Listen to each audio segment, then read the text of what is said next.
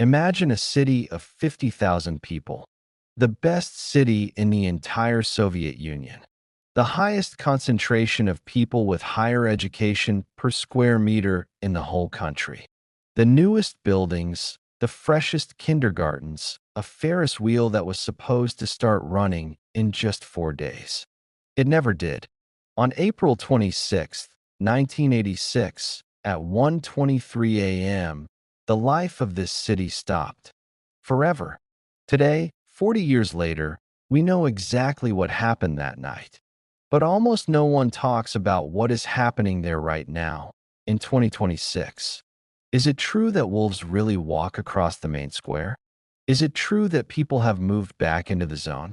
Is there really a secret radar station hidden in the forest that was bigger than the disaster itself for years? And most importantly, what happened to the exclusion zone when an entirely different catastrophe arrived there? War? Today we'll walk through the whole story, from the night of the disaster to a Soviet secret so big it needed its own town, to Russian soldiers digging trenches in the Red Forest, to what Pripyat actually looks like right now. Stay until the end, because in the final part there's one big question. How much time does this city have left before it disappears forever? Before we talk about what happened to Pripyat, we need to understand what it once was. Pripyat was founded in 1970 as a satellite city for the Chernobyl nuclear power plant. It was what's known as an atomograd, a settlement built exclusively for plant workers and their families. The average resident's age was 26. This was a young, ambitious, privileged city, the kind of place Soviet engineers were proud to be sent to. It had everything a Soviet citizen could dream of: 25 shops, the energetic palace of culture, the Prometheus cinema, the heated Lazarny swimming pool, a hospital, a hotel called Policia, and, most importantly, a brand new amusement park with a Ferris wheel that was scheduled to open on May 1, 1986, in time for International Workers' Day. Wide boulevards, fresh paint on every building, supermarket shelves better stocked than in most of the Soviet Union. On paper, this was the future. The power plant feeding this city was the pride of Soviet energy production. Four reactors were already running. Two more were under construction. This was meant to become the largest nuclear power plant in Europe, a flagship project, a point of national pride. Then came the night of April 26th. During a planned safety test on the fourth reactor, a combination of operator errors and design flaws in the reactor led to an uncontrolled power surge. A thermal explosion tore the reactor apart and released a massive amount of radioactive material into the atmosphere, fallout that would eventually be detected as far away as Scandinavia and Western Europe. For the first hours, the authorities said nothing. That morning, Pripyat residents went to work, took their kids to kindergarten, even held weddings on the riverbank, knowing nothing. Children played outside in the radioactive dust that had already begun settling on playgrounds. Only 36 hours later, on April 27th, did the evacuation begin. Over 1,000 buses arrived almost simultaneously. People were told to take their documents and 3 days' worth of food, and they left their apartments forever. They never went back. More than 116,000 people were evacuated from the 30-kilometer zone around the plant. This is how the Chernobyl Exclusion Zone was born, a territory covering more than 2,570 square kilometers that officially still exists today. Most people thought they'd be back within a week. Instead, their apartments, schools, and hospitals were frozen in time. The same dishes still on the tables, the same notebooks still open on school desks, pianos left mid-room, wedding photos still hanging on the walls. But there's one detail few people talk about. People actually moved back into the zone. They're called self-settlers. They're mostly elderly people who, after the evacuation, either couldn't or wouldn't adapt to a new life in unfamiliar cities and illegally returned to their abandoned villages, despite the ban, despite the radiation warnings, despite everything. In the 1980s and 90s, there were hundreds of them, entire informal communities living quietly inside the zone. Now only a few dozen remain, mostly elderly women living without gas, without doctors, growing their own potatoes, keeping a cow or some chickens, in villages whose names now sit only on rusting wooden signs where thousands once lived. Many of them have said, in various interviews over the years, the same thing in different words. They'd rather die at home, even a radioactive home, than live out their final years as strangers somewhere else. At the same time, an entirely different group of people started moving into the zone: scientists. The Chernobyl zone became the largest natural laboratory in the world for studying the effects of radiation on an ecosystem with almost no human interference. And what they found shocked even them. Here's a paradox that's hard to believe. The territory contaminated by the worst nuclear disaster in human history has turned into one of the richest wildlife reserves in Europe. Why? Because the single biggest threat to any ecosystem disappeared from it: humans. No hunting, no construction, no agriculture, no traffic for nearly 40 years. The result: wolves now live in the zone, and several long-term studies have estimated their population density here to be roughly 7 times higher than in comparable nature reserves elsewhere in the region. Przewalski's horses, a species once considered nearly extinct in the wild and deliberately introduced into the zone in the 1990s as a conservation experiment, calmly walk the streets of Pripyat today, grazing on what used to be the central square. The zone is also home to lynxes, beavers, moose, sea eagles, and even brown bears, a species that hadn't been confirmed in this part of Ukraine for centuries until camera traps caught one wandering through in recent years. Scientists still argue about whether radiation actually harms these animal populations less than human presence would under normal conditions. Some research has documented genetic abnormalities in certain rodent and insect populations living closest to the reactor: shortened lifespans, cataracts, tumors, and reduced reproductive success in the most contaminated patches of forest. But zoom out to the zone as a whole, and a stranger picture emerges. Total numbers of wolves, moose, and wild boar are several times higher than in clean, populated territories nearby. In other words, individual animals near the hottest spots may suffer, but the ecosystem as a whole has exploded in size simply because people are gone. In all this, the city of Pripyat itself became the backdrop for an entirely new story. Trees have broken straight through the asphalt on the main square, turning what was once a parade ground into genuine forest. School number 3 still stands with gas masks scattered across the floor in one classroom, an image that went viral around the world and is now one of the most recognizable photographs ever taken inside the zone. The Lazarny pool, where Pripyat's children once learned to swim, has gradually filled with stagnant water and collapsed ceiling tiles. The old supermarket shelves are empty rusted frames. And the famous Ferris wheel, which was supposed to open just days after the disaster, has remained frozen ever since. Paint peeling, gondolas rusted shut, the single most photographed symbol of a city that stopped mid-sentence. But here's something most people don't know. Pripyat wasn't even the strangest secret in this forest.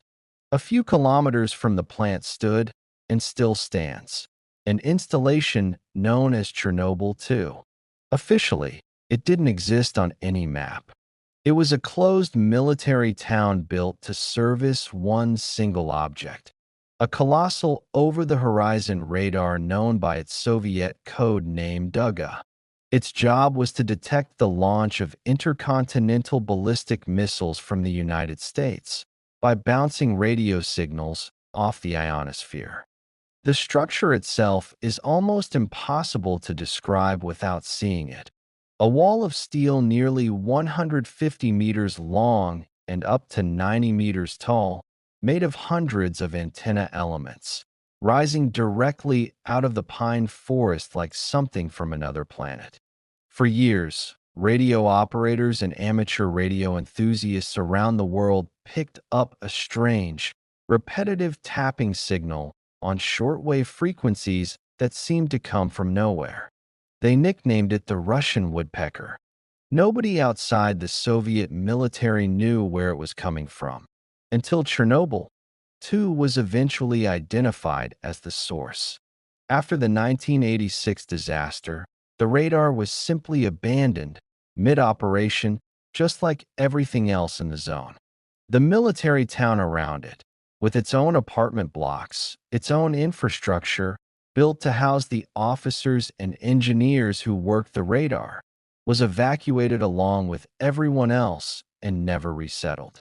Today, the Duga radar is, ironically, one of the most visually striking structures left standing in the entire zone, partly because it's made of solid steel rather than crumbling concrete, and partly because so few people, even in Ukraine, ever knew it existed in the first place.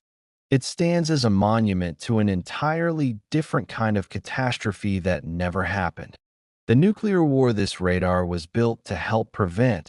For decades, the zone stayed closed to everyone except shift workers and scientists. But in the early 2000s, Ukrainian authorities began allowing controlled tour groups inside. At first, it was just a handful of enthusiasts, then dozens. Then in 2019, something happened that changed everything. HBO released its miniseries, Chernobyl. The world, which had nearly forgotten this tragedy, suddenly wanted to see it with its own eyes, en masse. By some estimates, after the series aired, interest in visiting the zone rose by roughly 40%. In 2019 to 2020, this turned into a genuine tourism industry. Guided groups, dosimeters, respirators, and a fixed route. Pripyat, the Duga radar station, the sarcophagus over the fourth reactor, the village of Kopachi, which was literally buried in the ground after the disaster because it was too contaminated to be decontaminated any other way. The standard route became almost a checklist for visitors. The central square and its Ferris wheel. The abandoned hospital where the very first firefighters exposed to lethal radiation were brought, their uniforms reportedly still lying in the basement to this day. The Prometheus cinema with its faded movie posters. The riverside marina with boats slowly sinking into the silt. And the restaurant Pripyat, its dining hall stripped down to bare concrete and broken glass. For reference, the recommended safe exposure limit on standard tourist routes was considered to be up to about 0.5 microsieverts per hour, roughly comparable to the dose a person receives during an average transatlantic flight. Visitors were given dosimeters, told not to touch surfaces, not to sit on the ground, not to eat or drink outdoors, and to pass through radiation checkpoints both entering and leaving the zone. It was a strange but profitable business. Tens of thousands of tourists every year, gift certificates sold online, even overnight tours with a stay at a hotel in the town of Chernobyl, followed by a dinner of food brought in from outside the zone. The exclusion zone became arguably the most famous dark tourism destination in the world, photographed and rephotographed until nearly every building, every hallway, every abandoned doll on the floor of a nursery had been captured 1,000 times over by visiting photographers. And then, on February 24th, 2022, An entirely different catastrophe arrived on the very first day of Russia's full-scale invasion of Ukraine. The Chernobyl Exclusion Zone turned out to be neither a museum nor a nature reserve, but a corridor for an attack. The shortest route from Belarus to Kiev ran directly through it. On February 24th, 2022, Russian forces seized the Chernobyl nuclear power plant. Plant staff were essentially held hostage for weeks, then months. They couldn't go home, working at gunpoint, sleeping at their posts, under constant stress, while still being responsible for monitoring radiation levels and the cooling systems of a facility that, if neglected, could spiral into a second disaster. Russian soldiers dug trenches directly in the Red Forest, the most radioactively contaminated stretch of the entire zone, named for the rust-colored pine trees killed by the original 1986 fallout. They did this with no protective gear and no understanding of where digging was acceptable and where it absolutely wasn't. Military vehicles kicked up radioactive dust from soil that scientists had spent decades trying not to disturb at all. On March 31st, 2022, Russian forces withdrew from the plant, but they left behind looted equipment, damaged infrastructure, and, most significantly for scientists, disturbed radiation levels caused by soil displacement in areas where vehicles and trenches had been dug. International bodies, including the International Atomic Energy Agency, sent monitoring teams into the zone in the months that followed to reassess radiation readings and confirm the structural safety of the new safe confinement after months of unsupervised military activity around it. The danger didn't end with the withdrawal. In January 2026, due to nearby shelling, the plant briefly lost its external power supply, something critical for cooling systems and for the equipment that monitors the remaining nuclear material inside the destroyed reactor. Backup diesel generators kicked in automatically, and a wider disaster was avoided, but international observers, again including the IEA, treated the incident as a serious warning sign rather than a footnote. The agency's director general reiterated, as he had done repeatedly since 2022, that nuclear facilities and active warfare simply cannot coexist safely, that every loss of power, however brief, is a reminder of how little margin for error remains. International support flowed in quickly after the 2022 occupation. France, the United Kingdom, and the European Union all contributed funding toward repairing damaged infrastructure and reinforcing monitoring systems around the plant. Radiation levels never spiked dangerously during any of these incidents, but the lesson was impossible to miss. A nuclear site cannot be treated as just another military objective. Since the 2022 occupation, and to this day, the zone has remained officially closed to any form of civilian tourism. Not because of radiation, because of landmines, abandoned trenches, unexploded ordnance, and its ongoing status as a frontline adjacent, effectively militarized territory. Ukraine's National Guard now maintains a heavier security presence around the plant than at any point since the Soviet collapse. Here's the main question. What do Chernobyl and Pripyat actually look like right now? First, in terms of radiation, it's far safer than most people imagine. According to 2026 measurements, radiation levels in the town of Chernobyl itself are around 0.15 to 0.19 microsieverts per hour, essentially the same background level as in Kiev. In Pripyat, readings are somewhat higher, around 4 to 5 microsieverts per hour, due to residual contamination on surfaces and in the soil, but this is still far from lethal levels. The most contaminated patches remain confined to the plant's industrial site and the Red Forest, where soil and tree bark still carry far higher concentrations. Second, the zone has shifted from a tourist destination to primarily a military and scientific site. Access is now limited to plant employees, scientists, accredited journalists, and military personnel with special clearance. The regular civilian tourism that thrived before 2022 has been suspended indefinitely, and unauthorized entry, so-called stalking, as illegal zone trespassers are nicknamed in Ukraine, has reportedly increased, prompting authorities to introduce harsher penalties for people sneaking in without permits. Third, Pripyat itself keeps slowly vanishing, and now not just because of time, but because of deliberate decisions made well before the war. Even before the full-scale invasion, there were plans to gradually demolish the most structurally unsafe buildings, since radiation levels inside some of them are actually higher than outside, trapped in dust, insulation, and old furniture. The idea of turning Pripyat into a full open-air museum was deemed nearly impossible to achieve, too expensive and too dangerous to maintain dozens of decaying apartment blocks that grow more unstable with every passing winter.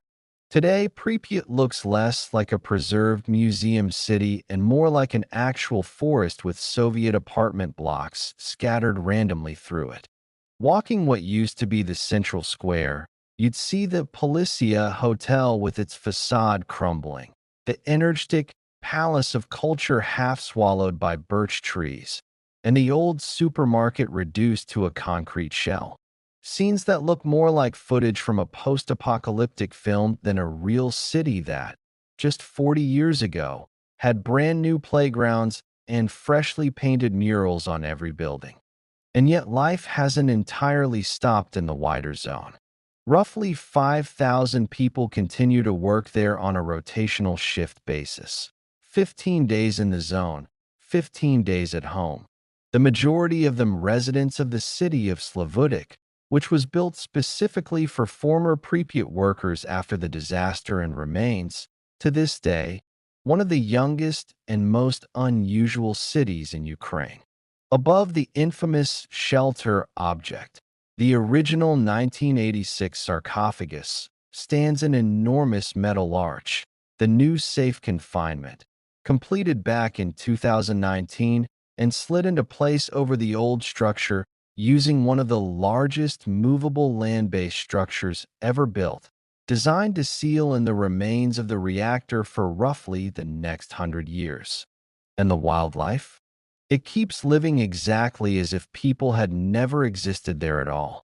Przewalski's horses, wolves, deer, and hares are the true rulers of the zone as of 2026, far more so than any tourists or even soldiers.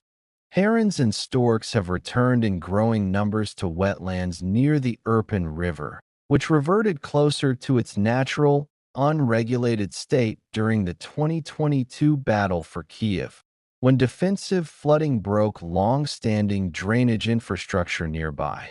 And here we arrive at the one question with no simple answer. Scientists have long established that full, safe, permanent human habitation in the most contaminated areas, Pripyat itself and the plant site, won't be possible for at least another 20,000 to 24,000 years, the time it will take for the longest-lived radioactive elements, like plutonium and americium isotopes, to fully decay.